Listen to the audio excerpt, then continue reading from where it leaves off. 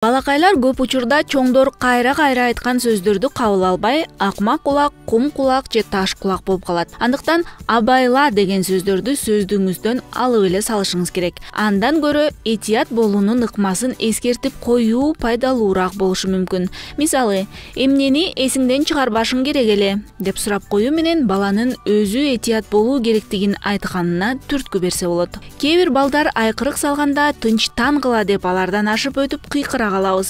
Эгерде өзүңүздүн нервиңизди сактап, баланын жүрөгүн түшүрбөйүн десеңиз, анда шыбыраган үн менен баланын көзүнө карап туруп, "Суранам, ушинтип кыйкырбай эле койчу" деген чакырууңуз жеткиликтүү болушу ыктымал. Көп балдар өз алдынча бир ишти жасоону жакшы көрүшөт. Аларга мындай шарт түзүп бериңиз. "Кулагың барбы, канчанчы жолу айтып жатам" деп кыйкыргандан көрө, "Биз кетип жатабыз, бут кийимиңди өзүң кийесиңби же жардам керекпи" деп сурап коюңуз. Чынын айтканда, көп учурда баланын суранычын аткарып коюу колубуздан келет.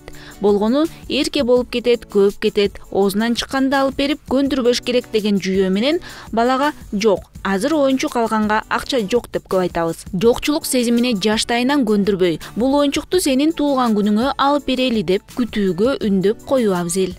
Балдарга өз сезимдерин таанып, көкүрөгүндөгү букту туура чыгарганды үйрөтүү тарбиядагы маанилүү баскыч. Ошондуктан тынчтан, ыйлаба деген чакыруулар балакай сизден абдан коркуп турса гана натыйжа берет.